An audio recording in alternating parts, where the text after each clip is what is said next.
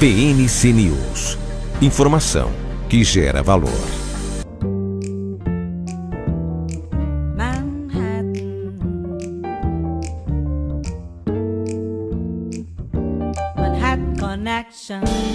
Avião novo na praça. Gisele Bündchen, modelo brasileira, entrando no The Circus. Que idade você tem? 15. Ninguém acredita. Trump, inevitável. Oriente Médio, interminável. Imigrante indesejável. Francis, inesquecível. Boa noite, obrigado pela companhia. Estamos com Caio Blinder, Diogo Mainardi em Veneza, Bruno Corano em Miami, Sil Curiati em São Paulo e uma penca de Francis, doces, salgados, crus e bem passados e ao ponto, com grandes chefes cozinheiros da televisão, editores, cinegrafistas e engenheiros da TV Globo em Nova York. Caio, você disse que nós estamos aqui na neve e na merda. Ao contrário, eu acho na merda primeiro, depois da neve, mas tudo bem. E a vitória do Trump, você disse que também é uma merda lá em Iowa, ou é história velha, mas qual é a lição que ela nos dá para Nova Hampshire? Lá foi a merda na neve, né? E vai continuar aqui essa semana. Não, o que nós estamos vendo, a gente quer adiar o inevitável, fingir um suspense, mas nós temos aqui o processo de trumpificação do Partido Republicano, das lideranças, dos políticos, dos congressistas, e a base é o culto, devotada ao a gente fala tanto do Franz, que a gente confunde, ao Trump, né, que ele caminha tranquilamente para a consagração como candidato. E ele espera liquidar a fatura em março, na super terça-feira, que são primárias em 16 estados, em março. Então não tem muito suspense agora. Mas os números de Iowa, segundo muitos analistas, acham que são enganadores, porque o Trump houve uma participação muito baixa, e os outros dois conseguiram 50% dos votos. Então imagine, ele tem mais de 50%. Ela está agora, pelas pesquisas, 16 pontos atrás do... Sabe, tem que ter aquela cautela, salvo alguma surpresa, mas eu não vejo nenhuma surpresa a essa altura do campeonato. Ele trumpificou o partido, então o partido é o Trump, e eu estou mais preocupado com a situação do Biden do que com a da Nikki Haley em novembro. Biden não parece preocupado, nem os democratas lá de cima. Nós, aqui de baixo, estamos... Joe, fique preocupado, a situação é de pânico, Joe. Cuidado, Joe. Diogo, os líderes europeus discordam de você, eles acham que o Trump seria um desastre para a Europa, e eu digo que o Trump é desastre para o mundo. O que diz o Diogo? Eu digo, Lucas, que eu te amo, você sabe disso, mas você não me ouve, né? Eu também acho que vai ser um verdadeiro desastre, mas não o fim do mundo. O maior desastre é porque o Trump vai tentar entregar a Ucrânia para o Putin assim que assumir, e vai tentar também enfraquecer a OTAN. Eu acho que ele não vai conseguir nem uma coisa nem a outra, em primeiro lugar, porque os ucranianos são corajosos, eles vão continuar lutando até com estilingue.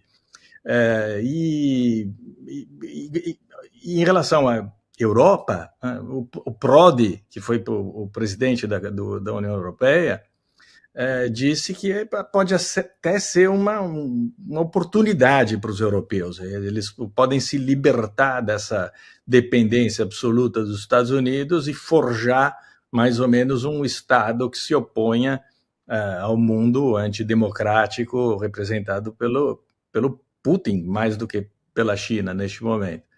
Então, desastre, sem dúvida nenhuma, mas a gente sabe reagir aos desastres, sabe reformular as coisas. Eu nem acho que seja inevitável a vitória do Trump, imagine só. Eu também acho que não é inevitável, não. Eu acho que o Trump vai perder. O Bruno, o canhão eleitoral do Trump é a campanha contra o imigrante. Qual seria a arma dos democratas? Bom, os democratas têm várias armas. Eu diria que a principal é a arma econômica.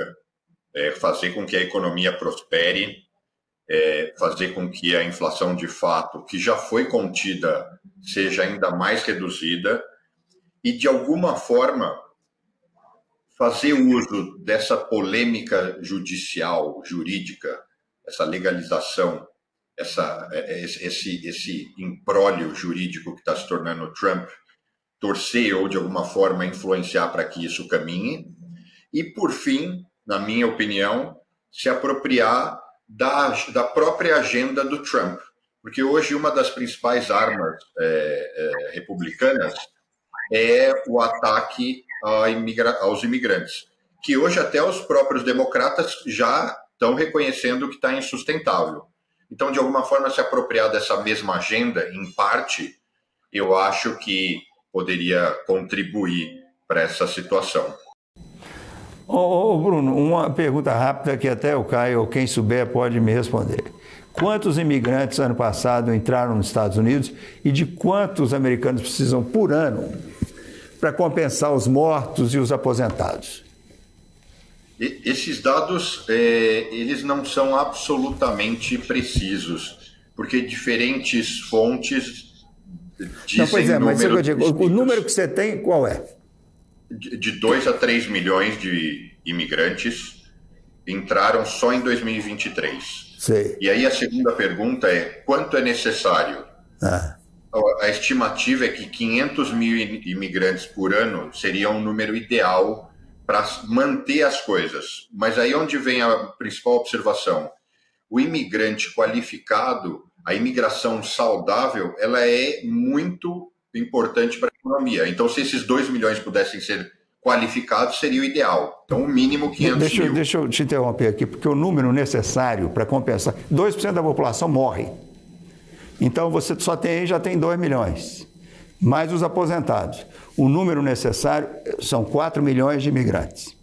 O número que entrou, com certeza, aí esse número pode ser questionável, é 1 milhão. Você vê que a China está vivendo uma crise lá porque os chineses não estão fazendo filhos. Os chineses têm hoje 1,4 bi e vão ter, no fim do século, nesse ritmo, metade da população, menos de 800 milhões. Então, está todo mundo nessa aflição. Os franceses hoje estão reclamando, estão numa campanha para que as francesas tenham filhos. Mas só uma coisa, Lucas, olha só. O número não foi só de 1 milhão. Só em dezembro, o controle de fronteira registrou que bateu o recorde de imigrantes ilegais em 300 mil só no mês de dezembro. Então, o ano, pelo controle de fronteira, passou de 2 milhões. E quando você fala de 4 milhões de imigrantes, não necessariamente, porque as pessoas morrem e se aposentam, mas tem a taxa de natalidade natural do próprio país. É baixa, para comparar a perda, o número de perdas de aposentados e mortos e manter o número de trabalhadores no nível que tem. Hoje, a falta de trabalho, a falta de trabalhador nos Estados Unidos. O problema de tudo isso é a percepção que você tem de crime nos Estados Unidos que está diminuindo e a percepção que as fronteiras estão abertas. Claro que vieram mais gente, especialmente depois da pandemia. Esse número que eles dão é número Fox. É diferente. Não, mas é tudo uma questão de você criar alarme. Ironicamente, você tem menos imigrantes ilegais hoje nos Estados Unidos do que há 10 anos. Né? Então... Olívio, você é imigrante como todos nós nessa roda. Por que tantos latinos que o Trump quer expulsar, uma maioria, concordam com o Trump? Olha, a população latina e a população hispana, primeiro é importante dizer que elas são muito importantes como eleitorado, elas compõem quase 1/5 da população americana, são quase 20% de hispanos e latinos. Agora, os democratas têm um discurso que é bastante bom para eles, que é justamente o discurso de não deixar imigrantes ilegais entrarem, da proibição desses imigrantes ilegais. Por quê?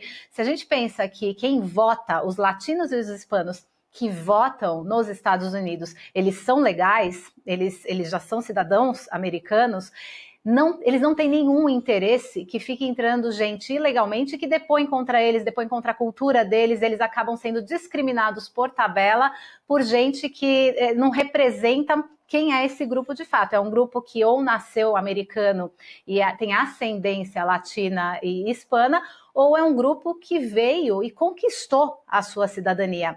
Então, para eles, essa coisa de deixa o imigrante ilegal de fora é muito interessante. A outra coisa importante é o discurso republicano. É um discurso muito direto e reto em 2 pontos que o Bruno até mencionou, são 2 pontos muito importantes para o americano em geral, que são controle da inflação, então preços baixos, e o segundo ponto é emprego. São as 2 coisas mais importantes para os latinos, e os republicanos fazem isso muito bem, enquanto os democratas têm discursos mais abertos, mais leves, em torno de a democracia, manutenção da democracia, ou algo que o Bruno não mencionou, mas é o que eu diria se falasse qual é a arma democrática, o aborto, que não é uma coisa que tem ressonância com os latinos católicos, que não estou dizendo que é 100% que não concorda, mas existe uma não aceitação, a legalização do aborto.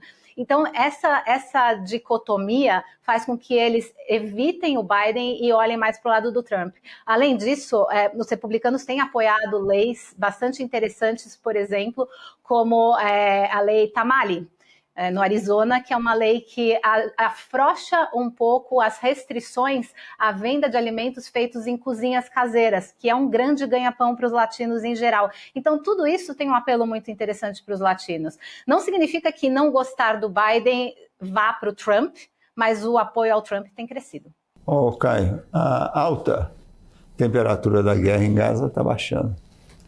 Qual vai ser a temperatura da próxima guerra? Você falou no começo, escalada, que o Oriente Médio é uma guerra interminável. São guerras intermináveis. Está um pouco mais baixa a temperatura em Gaza porque Israel está mais ou menos atingindo seus objetivos, que é o mínimo neutralizar o Hamas.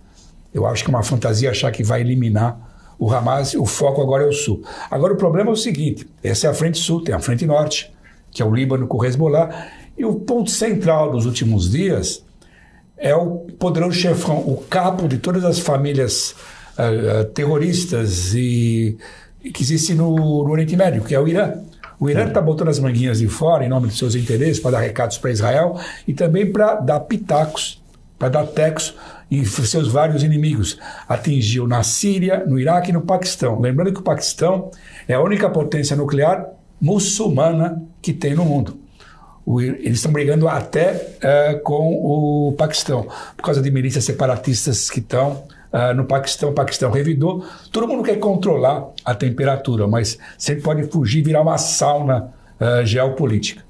Essas são as guerras militares e as guerras diplomáticas. A crescente pressão americana com seus aliados árabes em cima de Israel, especialmente em cima do Netanyahu, para ele aceitar que no day after precisa ter um Estado palestino de alguma maneira ou uma autoridade palestina mais forte. Netanyahu se mostra incapaz de trabalhar com os Estados Unidos e com seus aliados árabes.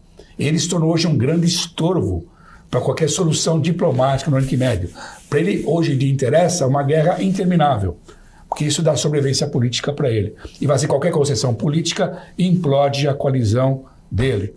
Então, além do Hamas, hoje em dia, que é a ameaça mais séria e imediata, o Netanyahu se mostra cada vez mais como um problema para resolver qualquer problema no Oriente Médio. O Francis quer trabalhar. Deixa o Francis trabalhar.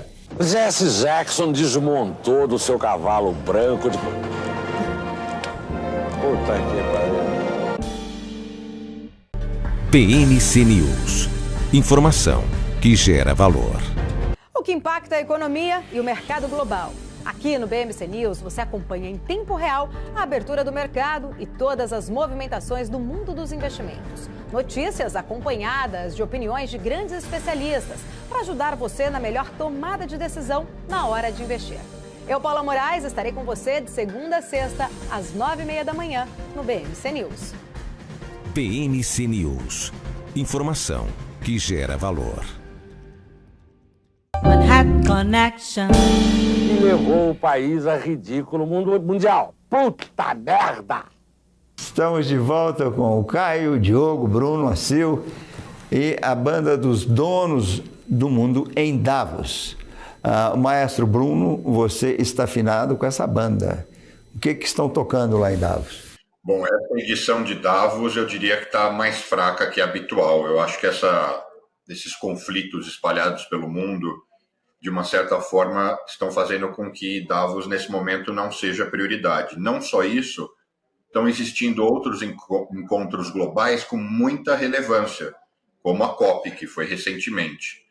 O destaque, ainda assim, na minha opinião, ficou para o Milei, que teve um discurso forte, bateu nos socialistas, teve um tom muito informal e mostrou para o que veio. Se eu não me engano, foi a primeira viagem internacional dele, embora ele já tivesse falado com a FMI.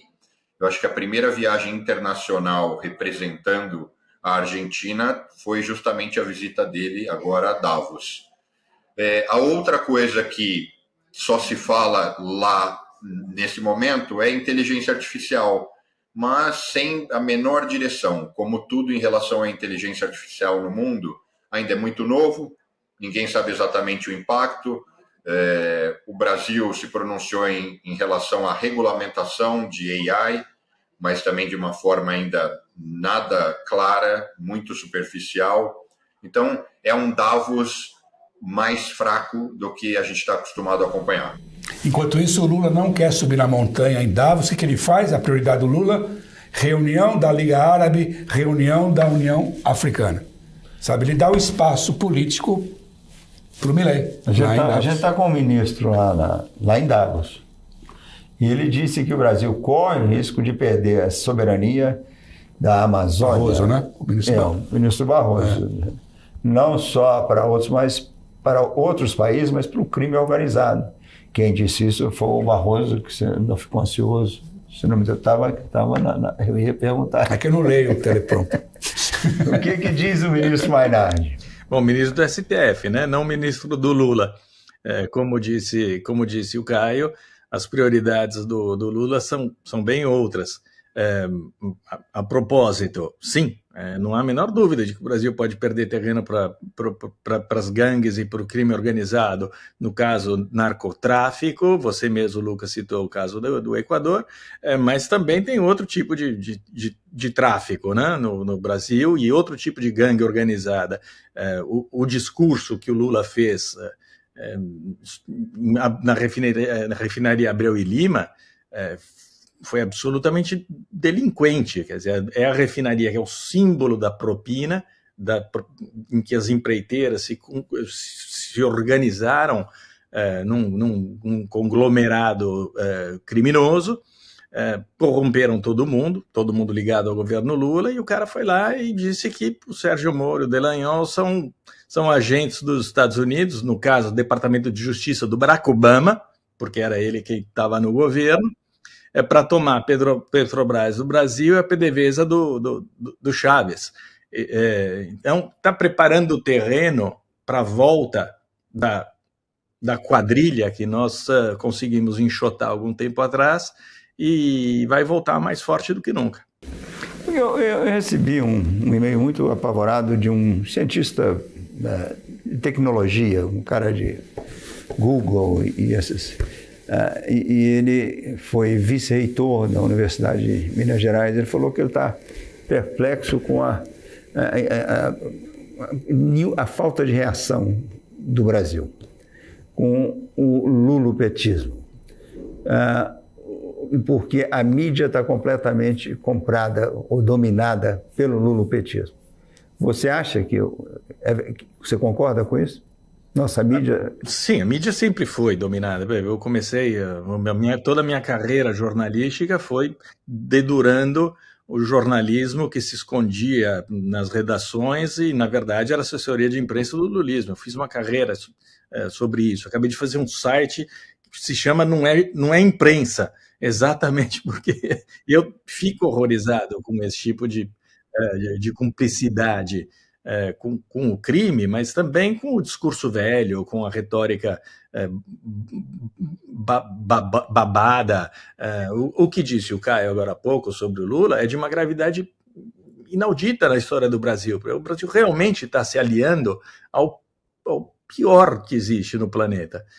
Ele está trazendo o mundo, o Brasil, para o lado da Rússia, da China, e o sonho dele é a vitória do Trump, né? Porque vai justificar essa passagem, essa virada, essa guinada na política externa brasileira para se jogar no colo do Putin e do Xi.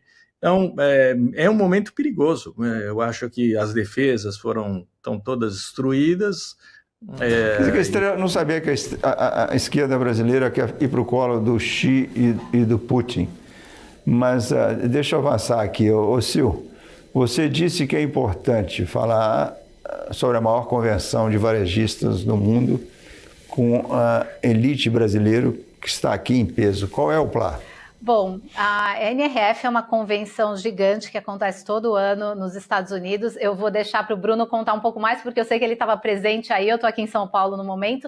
Mas falando em linhas gerais, a NRF deste ano, ela abordou, eu destacaria 3 temas principais. Então, a gente sabe que já há mais de 10 anos, pelo menos, um dos temas principais da NRF é dados, captação, uso e gerenciamento de dados, porque, de fato, os dados são o asset mais importante para um varejista, conhecimento do comportamento do consumidor.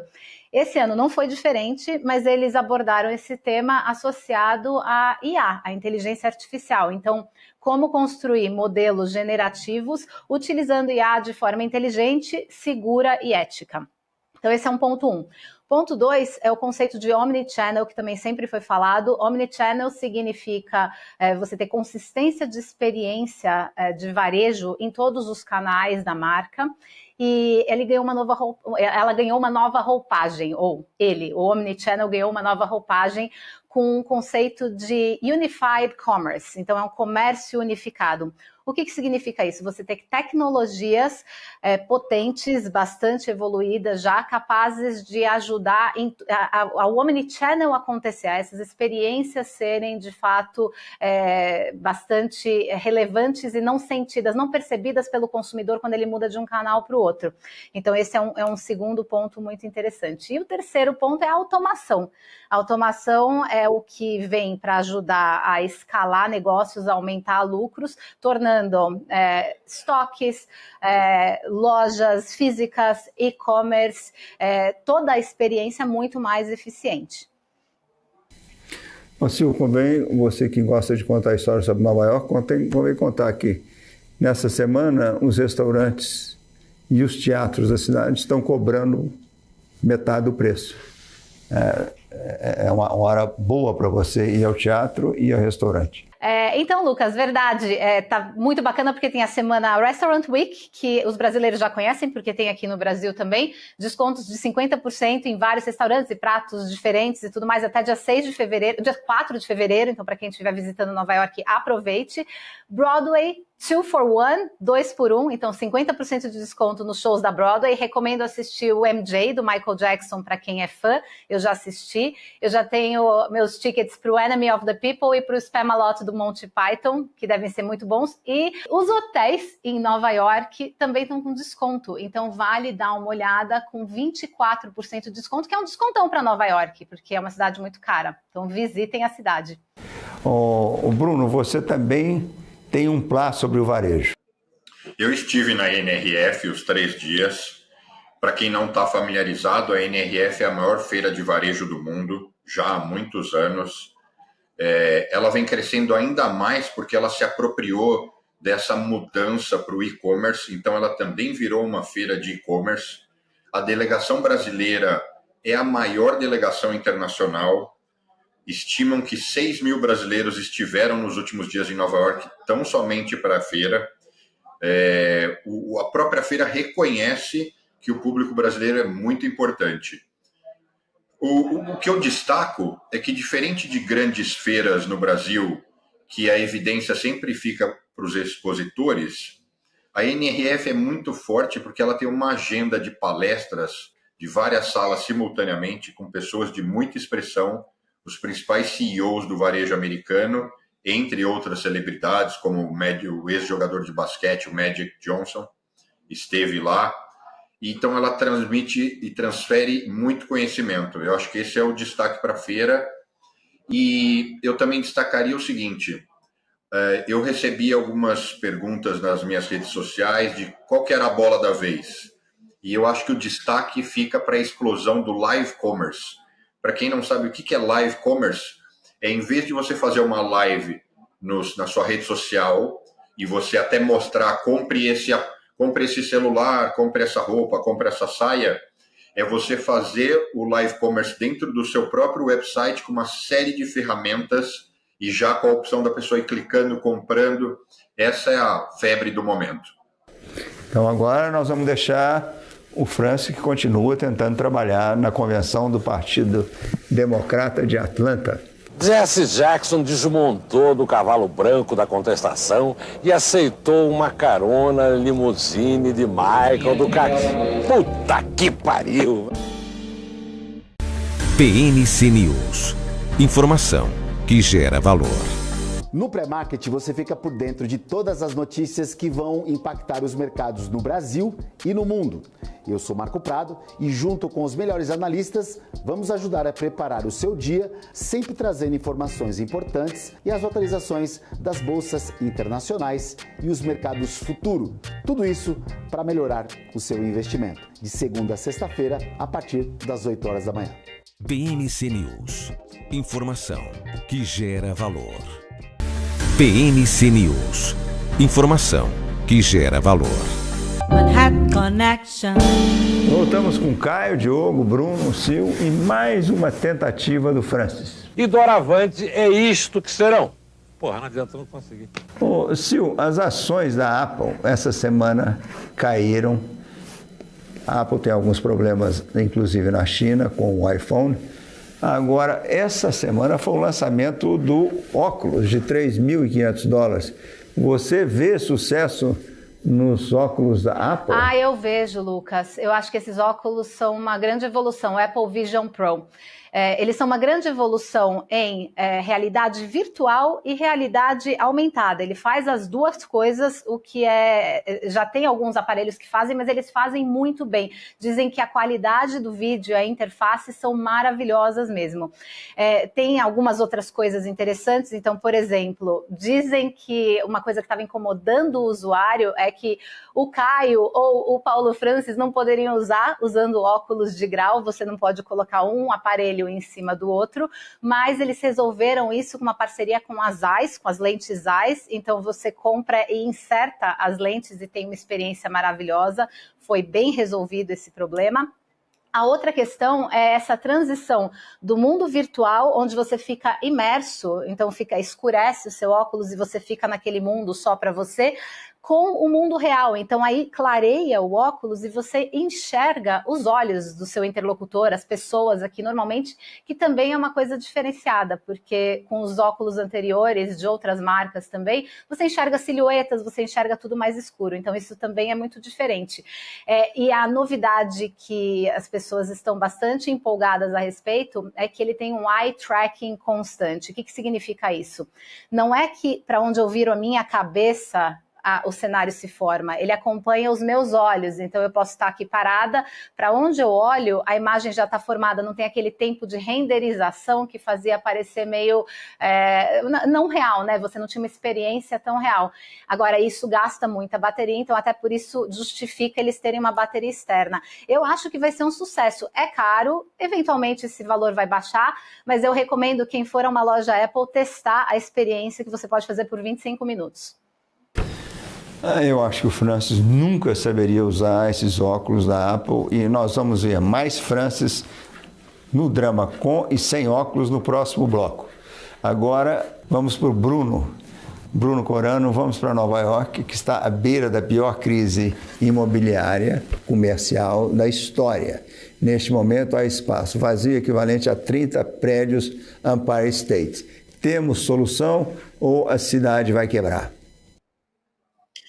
A cidade não vai quebrar, mas é um imbróglio e não tem solução no curto prazo, porque tudo indica que realmente as empresas não tendem a voltar no mesmo volume para ocupar todo esse espaço vazio. São 95 milhões de square feet vagos, né? Como você mesmo disse, equivalente a 30 Empire State Buildings pela cidade. O grande temor, do ponto de vista econômico, enquanto os imóveis estão vazios, isso desalimenta, de uma certa forma, o varejo, então aquele empresário que tem ali uma lanchonete que vivia do grande fluxo de executivos e pessoas trabalhando na cidade. Mas enquanto os imóveis estão vazios, quem perde são só os grandes investidores e proprietários desses prédios e dessas grandes lajes. Porém, o grande temor que existe por trás disso... Peraí, não são só os donos. Nova York perde uma baba em impostos. Se todo mundo está trabalhando fora e esses prédios estão vazios, não só esses donos perderam os prédios deles, estão perdendo porque as hipotecas estão vencendo mas a cidade e o Estado perdem uma grana imensa em impostos, não? Mas ainda assim, o maior risco é justamente relacionado às hipotecas, aos financiamentos. Diferente do Brasil, que habitualmente grandes grupos econômicos são donos dos prédios, aqui é quase que ninguém é dono de nada. Todos os prédios, e mesmo as grandes incorporadoras e os grandes landlords, proprietários de prédio, eles têm todo o seu ativo financiado. Então, imagina que eu fosse uma grande empresa, proprietária de 10 prédios, no fundo eu não tenho nenhum, porque os 10 estão integralmente financiados, mesmo quando eu quito, eu refinancio e fico girando, e aí o fato é que eu sempre alimentava esse processo da renda que eu tinha dos imóveis para pagar essas parcelas. E essas parcelas vão acelerar o vencimento. Ao longo dos próximos meses, são bilhões e bilhões de dólares vencendo. E aí a preocupação é que essa referência que a gente tem de 95 milhões de square feet vagos é Nova York. Mas isso acontece em todos os grandes centros comerciais dos Estados Unidos, incluindo Atlanta, Chicago. Então, esse é o comprometimento. A perda de arrecadação, eu nem diria que sistemicamente é a mais preocupante.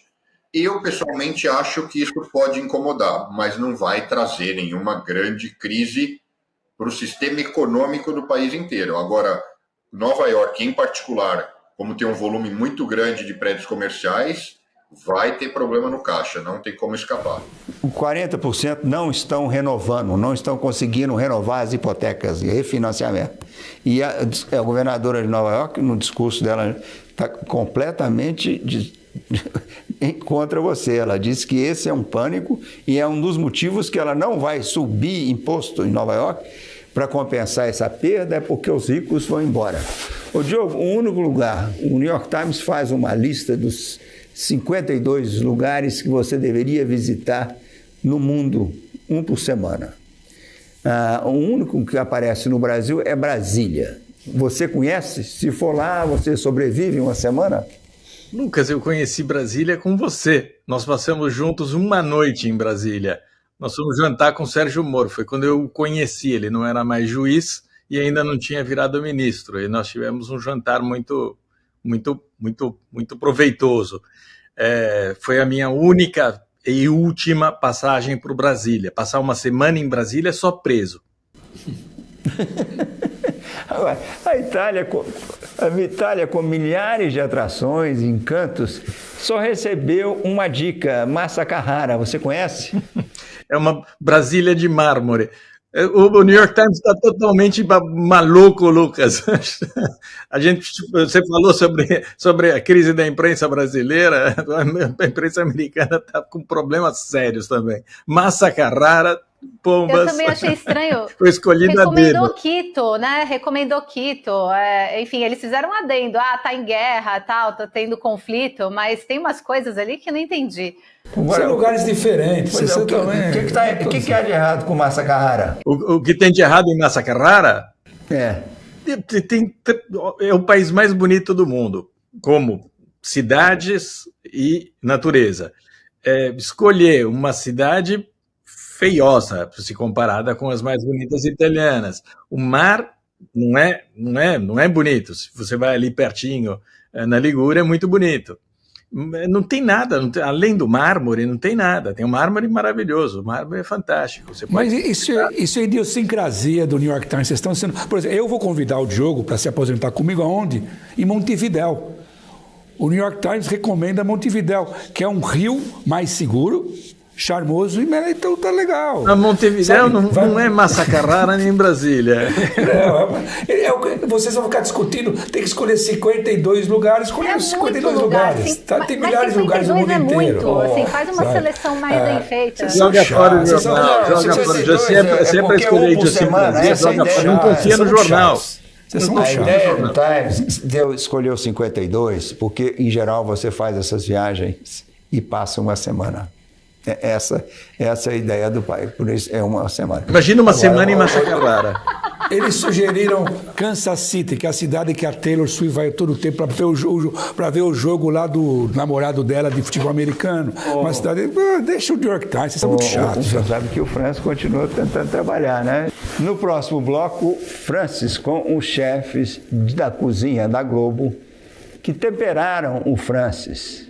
Mas fechamos este bloco com mais uma tentativa dele de comentar a Convenção Democrata de Atlanta em 88. Se o Francis estivesse conosco, ele estaria nas duas convenções este ano. Jesse Jackson desmontou do cavalo branco da contestação.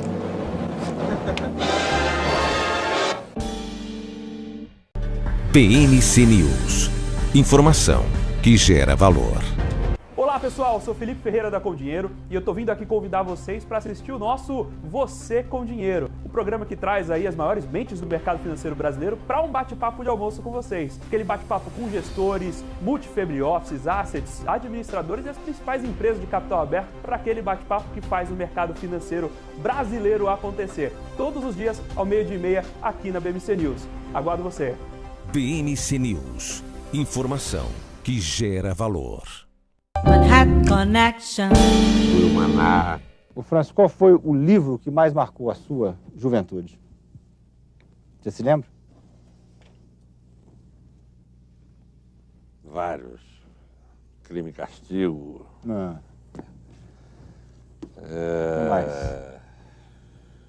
D.H. Lawrence, muitos. Vários. Você era um leitor fanático, diário?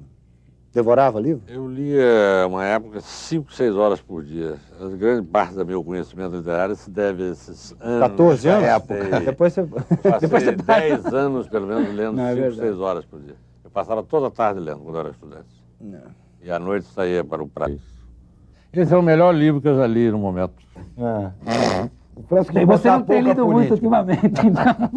Tenho lido muito. A vida tem pouca política para não encher o saco do leitor. Tem pouquíssima política, tem mais comportamento. Cultura, comportamento, diversão e arte. É muito engraçado. Eu não quero participar desse Qual é o teorema de Paulo? E eu começo aqui agora com o Francis lia e devorava livros desde a adolescência. Eu disse que ele escreveu 11, mas eu já li que foram 10. E eu tenho 9 aqui, que eu ganhei dele, e 2 da Sônia. Mas, o Diogo, você foi crítico de livros da Veja. Você leu todos? Qual é o melhor? O meu preferido é Afeta com Sincera, com 30 anos essa noite.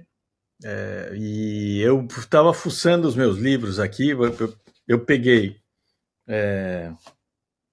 estes dois, que eu não me lembrava, eu fiz a orelha desses 2 livros do Francis, Cabeça de Negro e Carne Viva, quando o Francis já não tinha mais o cartaz todo, já não podia mais ajudar a editora, etc., não encontrava a Companhia das Letras, o dispensou, e a Sônia Nolasco fez essa editora Francis, que republicou os livros do Francis sem grande sucesso. Eu quero aqui me penitenciar, se você me der 3 minutos, o Francis me deu muita coisa, eu tenho uma dívida enorme com ele, de gratidão e tudo mais. E eu não dei nada a ele, a não ser essas 2 orelhas.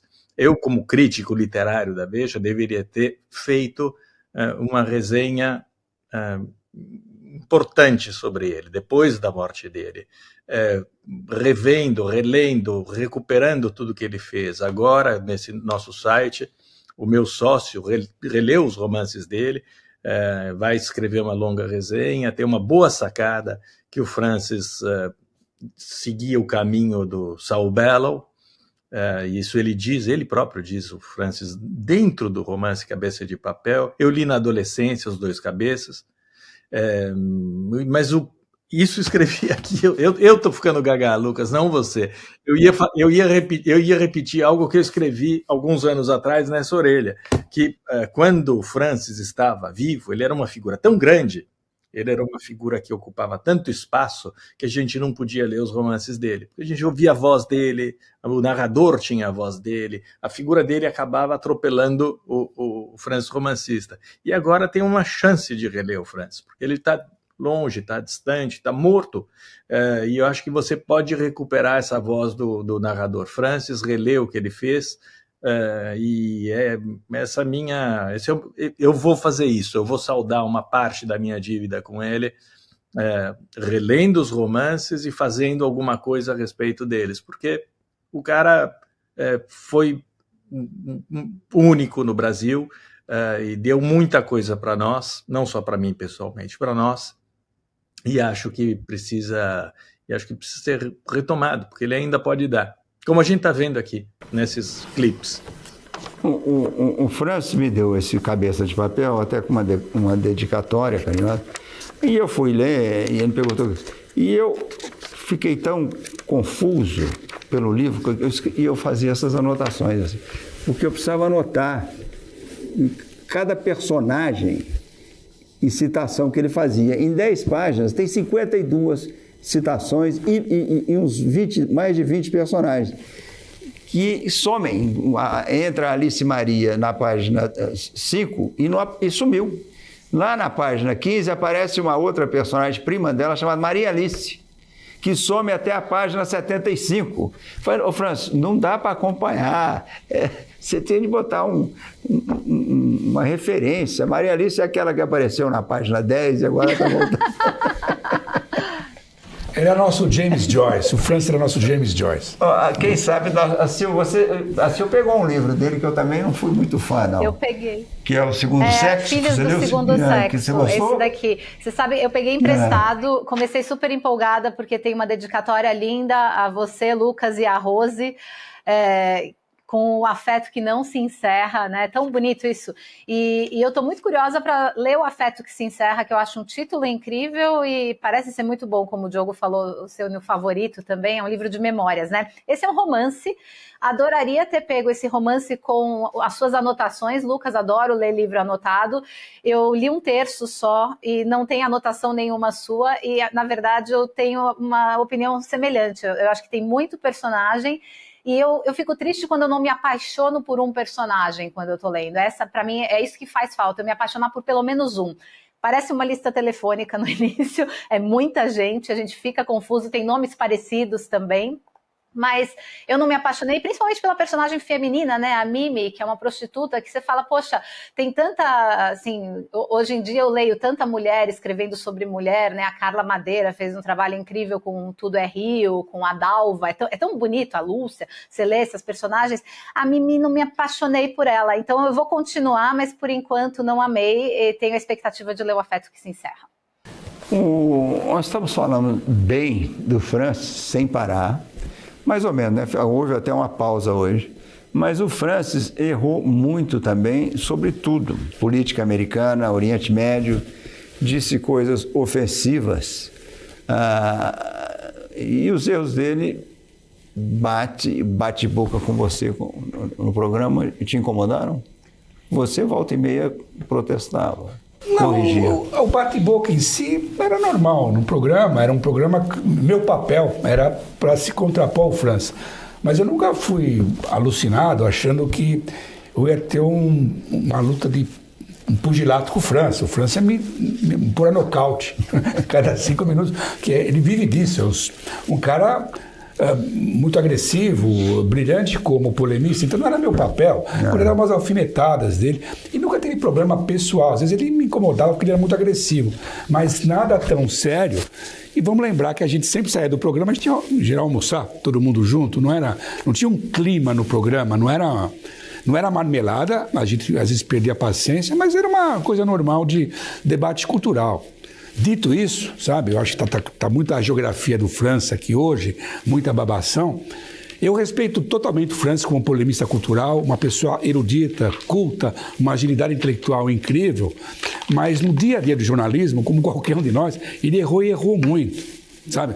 Nós passamos aquela fase do programa, aqueles 4 anos, o Clinton era o presidente, ele errou muito sobre o Clinton, fazendo avaliações erradas, previsões idiotas que o Clinton seria preso, sabe? Ele garantia no programa que o Bob Dole ia vencer a eleição contra o Clinton, que era ridículo, não, sabe? Era como dizer que a Nikki Haley vai derrotar o Trump nas primárias, não era isso. O que tem a grande polêmica, para criar um pouco de manchete, é uma discussão, o Francis era racista ou não? Eu acho que tinha no Francis uma hostilidade a uma igualdade racial que eu não estava preparado culturalmente. A coisa que mais me chocou quando eu vi, eu peguei esse livro aqui, que é a coletânea do Daniel Pisa sobre o que o Francis escreveu, o Diário da Corte, e a coisa da África do Sul é um pavor. Ele escreveu um texto na Folha de São Paulo, em 1990, uma semana antes da libertação do Mandela. Eu não vou dizer tudo que está escrito aqui, mas ele começa dizendo o seguinte: com toda a franqueza, eu não quero que os crioulos tomem o poder na África do Sul. Sabe, um cara não pode escrever um negócio desse. Sabe? Ninguém pode escrever um negócio desse. Ele dá um contexto histórico, ou seja, basicamente dizendo, os negros não estão preparados para tomar o poder. Se o Mandela está no poder, ele não vai ter aptidão para liderar o país. Vai ter uma guerra civil, as tribos negras vão brigar entre elas. Ou seja, além de ser uma análise política totalmente errada, a África do Sul é um país cheio de problema, de crime, de corrupção, mas não teve uma guerra civil entre as tribos negras, também não se escreve um negócio desse. Sabe? Ele diz, eu sei que eu vou ser politicamente incorreto, sabe? Não importa. Sabe? Então, essas coisas do Francis são muito ofensivas, escritas em 1990. Sabe? Eu acho legal ser politicamente incorreto. Mas você não pode escrever um texto na Folha de São Paulo uma frase dessa. Mas não acho que houvesse a tentativa dele de ser politicamente incorreto. Eu acho que ele raciocinava com liberdade, e ele ia adiante e dava opinião equivocada muitas vezes. A mim incomodava que ele fosse amigo do Paulo Maluf e do Fim Neto. Mas isso não atrapalhava a vivacidade intelectual do Francis, porque eu não estou discutindo isso, ele Diogo. misturava tudo e sabia sempre te surpreender.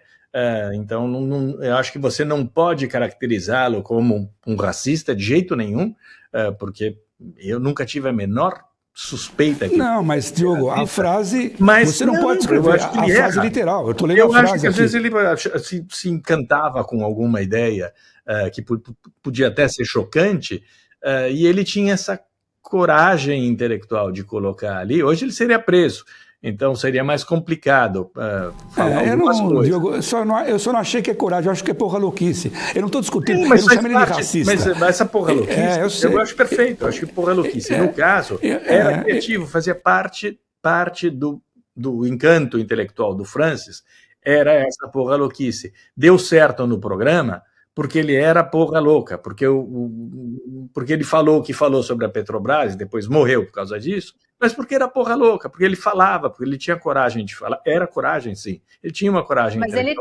falou coisas racistas também no programa, que eu me lembro de ver falas no próprio programa, né? Então eu também tenho essa sensação de racismo dele, que não tira o brilhantismo de outro lado. Tinha piada, tinha blague, a gente vivia... É que é ofensivo, né? Quando passa a ser ofensivo para um povo, já não é piada, mas eu acho isso também, mas eu também achava ele brilhante em tantos outros aspectos. Esse cara que é um acadêmico, que era sério, tá cheio de credenciais, passou a vida dele tentando destruir o Francis. Esse é o idiota. Eu, plagiário, Paulo Francis. Esse é o consenso. Esse é o consenso da ignorância no poço da estupidez. E ele, 475 páginas de plágios. O Francis, por exemplo, usava frases de Jesus Cristo, usava frases Camões, e não dava, ele falava, e o Francis não dá crédito. Ele fala, meu mundo não é, meu reino não é nesse mundo. E o cara queria que o Francis falasse, como dizia Jesus Cristo, o Francis escrevia uma frase e falava, meu reino não é desse mundo. Isso naquela coluna dele de 2, 3, 4 frases, em que ele usava essas frases do Camões, Shakespeare, como se fossem lugares comuns, que todo mundo conhecesse. Então o cara, por exemplo, dá uma lista dos livros, dos títulos do Francis e diz que ele roubou todos, das colunas dele. O Poder e a Glória, The Power and the Glory, é roubado do Graham Greene. Quer dizer, mas isso, e aí ele cita uns 10, mas isso é porque ele dava um título na coluna dele em tom de deboche, mas eu mesmo sei que o Francis, eu vi plágio do Francis. É só não ser presidente eu da vi Harvard um plágio que tá me chamou bem, atenção. não acontece nada. Não, mas eu vi um plágio dele que era mais... Quem me chamou a atenção foi o Hugo Stensor, nós dois trabalhávamos juntos. O Hugo era um cara tão culto e inteligente como o Francis e tinha até uma coleção de livros maiores, nunca chegou a ter a projeção do Francis. Ele escrevia, ele era crítico de livros, até hoje vive. Hoje ele vive nos Estados Unidos de novo, viveu em Londres, foi muito amigo do Lester, ele gostava muito do Ivan Lester. Agora, ele me disse, Lucas, olha, tem uma coluna aqui do Francis que é muito igual à coluna do I.F. Stone. O I.F. Stone tinha uma newsletter de Washington, quando o Francis estava aqui, no 71 em diante, ele estava aqui escrevendo para o Pasquim. Foi igualzinha a coluna do I.F. Stone, que era a coluna de mais prestígio em Washington, mas era para uma elite, era para uma inteligência. E quando o Francis era de esquerda, né? E o Francis era um cara de esquerda, né?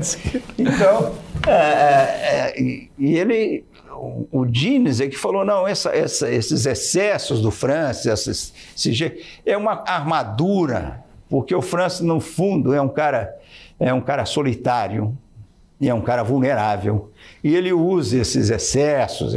Agora, ele era um cara também com uma cultura que ele devia ter o que eles chamam de criptoamnésia, que ele roubava, que pegava ideias dos outros sem estar pensando em plagiar os outros, é porque ele lia tanto, absorvia tanto e soltava aquilo, assim, meio quando ele queria falando. E como nós comentamos aqui, Lucas, é pré-Google, e ele fazia... Ele trabalhava, o Caio citou, ele trabalhava direto no Telex, né? Ele ia fazendo a coluna dele ali no Telex diretamente, sem revisar, era um jornalismo também de outros tempos, né? Não era só... Era tudo diferente. Agora, por que esse Fernando Jorge nunca... Eu acho que o ressentimento dele era o seguinte, é que o Francis tinha um prestígio nacional, tinha ganhava um bom dinheiro, e ele, com toda uma cultura que ele achava que era muito maior do que o Francis, não fazia o menor sucesso. Agora, a comparação é um imbecil completo. Ele tentou sugar o Francis e nem isso ele conseguiu. Mas ele, no final do livro, ele pede crédito porque o Francis morreu lendo esse livro, na banheira. Porque o Dines contou isso para ele. Então, eu falei com a Sônia, porque eu estava lá quando o Francis, logo depois da morte dele, eu fui lá e o Francis estava deitado no sofá, quer dizer, não morreu na banheira, coisa nenhuma. E a Sônia disse, nem tem banheira. No quarto, no banheiro do Francis não tem banheira. Ele reivindica, fala, eu e a Petrobras matamos o Francis. É imbecilidade de tanta atenção nossa. Agora, o Francis estava, e a Sônia me disse, o Francis estava lendo um livro So Long, See You Tomorrow, do William Maxwell, que era um americano, e o livro é sobre Illinois, na 1920, e ele era o editor-chefe do... Não, de ficção, editor de ficção. Editor de ficção da New Yorker. Da New Yorker. Não, ele foi também o editor principal da New Yorker. Não, pelo que eu me lembro, ele foi editor, 40 anos foi editor de ficção da New Yorker. Ele era o editor-chefe, cara. Esse é o Sean, não, eu acho que não. Acho que não Você tem razão. É um e sem Google, hein? Sem Google. Sem Google, né? E sem teleprompter também. E sem teleprompter. Não tá gaga ainda. Não quer dizer nada. Admiro essa memória, viu? Nós já contamos aqui como o Francis fez os testes dele de TV. O Henderson Royce contou, o Orlando Moreira contou, mas hoje vamos ter o Mais Francis na TV e bem antes do Manhattan Connection. O Francis gravava os comentários dele na redação da Globo. Todos ficavam em silêncio, fones eram desligados e o Francis punha a boca no mundo. De público e puniu os responsáveis da puta que o pariu dessa portuguesa. Entende? celular naquela época não existia, né? Então, no escritório tinha aqueles telefones que era um negócio que fazia um ruído, aquele negócio antigo, aquele que você vê em filme americano antigo, aquele negócio... E tinha uma portuguesa, rapaz, essa história da portuguesa é só outra coisa, que essa portuguesa, ela que era telefonista, ela é recepcionista, e ela teria que, na hora da gravação, daquelas gravações de 1 minuto e pouco do Francis, ele tinha que gravar, ele tinha que cortar o telefone do lugar. E o telefone tocava em vários telefones, em tudo quanto ele disparava. Ela tinha que desligar, ela não desligava. E quando ele estava no meio da gravação da coisa, ele chegava e tocava o telefone e puta que ele ficava. São aquelas gravações que você vê, mas essa mulher, não sei o que lá.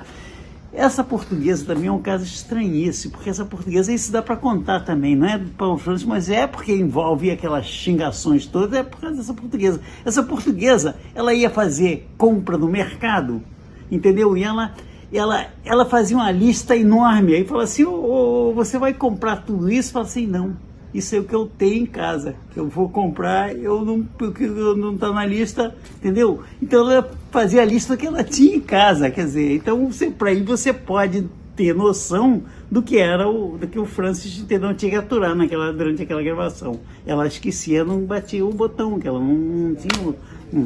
não apertava o botão para desligar a ligação. Por isso que vocês veem aquela xingação, o Paulo Francis ficava irritadinho. Uma coisa é a seguinte, você está com aquele raciocínio, vai falar alguma coisa, está com o raciocínio, alguém te interrompe, você perde o fio da meada, tem que recomeçar tudo. Era realmente, de certa forma, ele tinha razão em certas coisas que ele fazia. Nessa nossa minissérie, em homenagem ao Francis, essa nossa é uma série baseada nas pessoas que conviveram e influenciaram e foram influenciadas pelo Francis antes do Manhattan Connection. O sucesso do Francis na televisão se deve muito a esses cinegrafistas, roteiristas e engenheiros. Porque naquela época o Brasil, os jornais brasileiros só circulavam, os grandes jornais, no Rio e em São Paulo. E poucos iam para Belo Horizonte ou para outras capitais. Então o Francis virou figura nacional quando começou a gravar os comentários dele na Globo.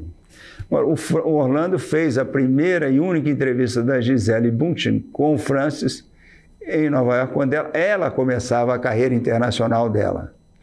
Quem nos conta é o cinegrafista Hélio Alvarez. Lembro de um caso bem emblemático, que ele gostava muito de comprar revistas de moda. Seguidamente ele chegava na redação, né, com uma sacola com o Elle, Vogue, de tudo que é país, né, revista de fofoca, e ficava olhando as fotos ali, né, e achava uma maravilha, né, a edição dessas revistas, é uma obra de arte, o papel. Na verdade ele ficava querendo ficar olhando os modelos ali, né. E aí um dia ele estava olhando os modelos e falou, pô, essa mulher aqui é sensacional, olha só que beleza, que maravilha. Isso aqui, né, e ele começou a perceber que ela estava em várias revistas na mesma época. E alguém, no momento que ele estava fazendo isso, alguém passou, se eu não me engano, acho que foi a Silmara, falou, essa menina é brasileira. Ele falou, brasileira? Eu quero entrevistar. E era a Gisele Bündchen, né? Ele acabou fazendo uma matéria com a Gisele Bündchen, uma entrevista com ela. Eu não gravei entrevista, eu acho que foi o Orlando que gravou e eu só editei. E ela tinha, acho que 14 ou 15 anos, estava chegando em Nova York, né? E não era era praticamente desconhecida lá.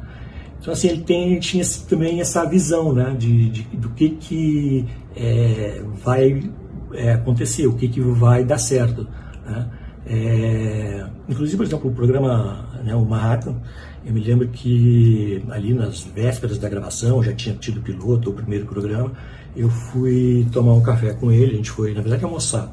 A gente foi almoçar numa coffee shop na 2ª Avenida, e um grego que tinha ali. E ele estava todo entusiasmado contando o programa, e eu perguntei, mas Francis, mas o que é praticamente o programa? Não, a gente vai ali conversar sobre os assuntos da semana, do dia, as principais coisas que estão acontecendo, de uma maneira bem informal, assim como a gente está conversando aqui agora.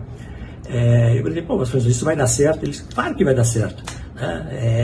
São bons jornalistas, e bons jornalistas se faz com bons jornalistas. E é muito mais interessante ouvir uma conversa de bons jornalistas bem informados do que ficar alguém lendo um teleprompter. Isso tá todo mundo de saco cheio dessa coisa, dessa engomadinha falando para a câmera. Tem que ser uma coisa mais informal.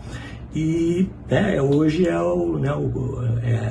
é o que todos buscam na televisão, né, e todo no jornalismo principalmente, a questão ele gostava muito de uma controvérsia também, uma questão polêmica.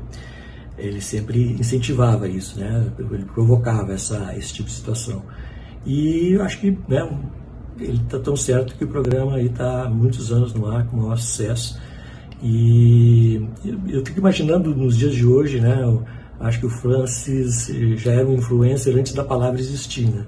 Eu fico imaginando que seria ele hoje aí com os Instagrams da vida, YouTube. Eu acho que ele ia ser um influencer com muitos seguidores, milhares de seguidores aí. Então isso é uma coisa que eu acho que assim, eu sempre penso nisso e vejo isso como uma grande lição, né, não só profissional, como pessoal, que eu acho que é uma coisa que ele me ensinou. Avião novo na praça. Gisele Bündchen, modelo brasileira, entrando no The Circus. Que idade você tem? 15. Ninguém acredita. Você se sente menina ou mulher? Eu não sou aquela mulher nem de 20 anos, nem de 15, eu sou aquela de 18 da metade. Você quer um dia casar, ter filhos, essas coisas todas? Eu pretendo casar, pretendo ter filhos. Você vai casar com Véu e Grinalda? Com quem? Véu e Grinalda. Com Véu e Grinalda, com certeza.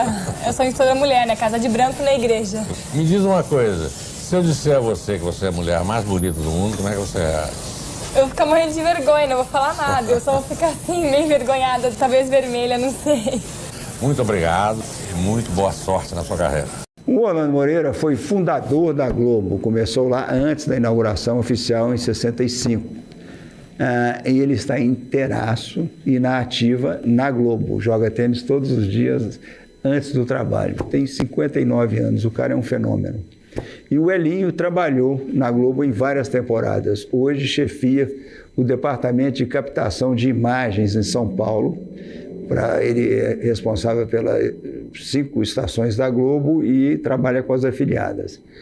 No próximo programa você vai saber mais sobre ele e a mulher Ana Maria Luísa, que ele conheceu no nosso escritório. Os dois eram amigos e frequentavam a casa do Francis e da Sônia.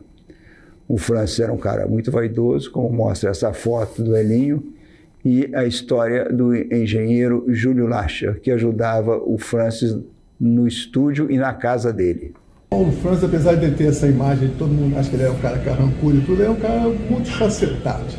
Tá? É um cara alegre, brincalhão, e ele era um cara assim, muito humano. E um ponto muito bacana dele era o carinho que ele tinha pelos gatinhos dele, né? O time que chamava Botafogo, amava esse gatinho. Bom, ele ligava para mim às vezes de madrugada, ele falou: "Poxa, Júlio, não tem comida para o meu gato aqui? Tem alguma farmácia dessa de 24 horas perto onde você mora? Você podia ir lá comprar, por favor?" E, cara, aquilo para mim era uma aventura tão gostosa. Eu ia lá e comprava e levava para ele e tudo. Era uma coisa bacana. Eu gostava muito desse lado humano, né? E ele tinha um lado também que ele é também ator, né? Ele foi ator.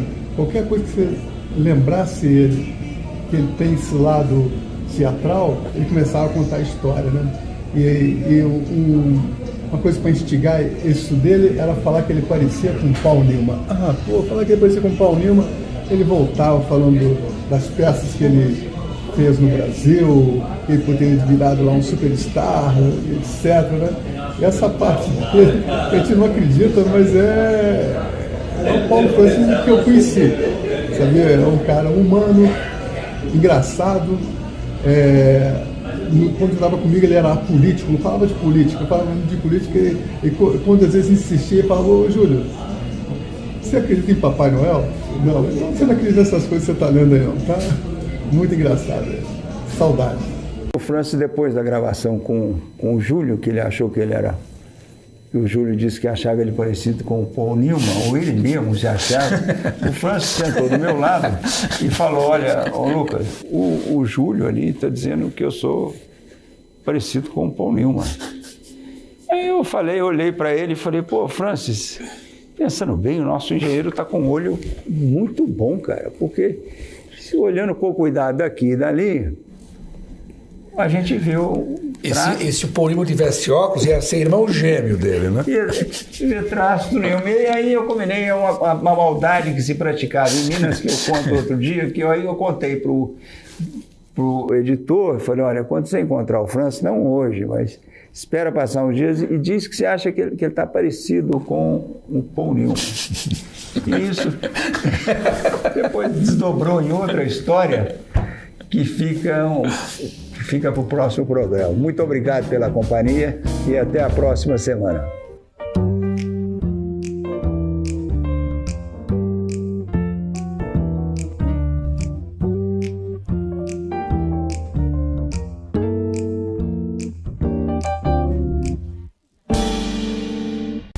PNC News. Informação que gera valor.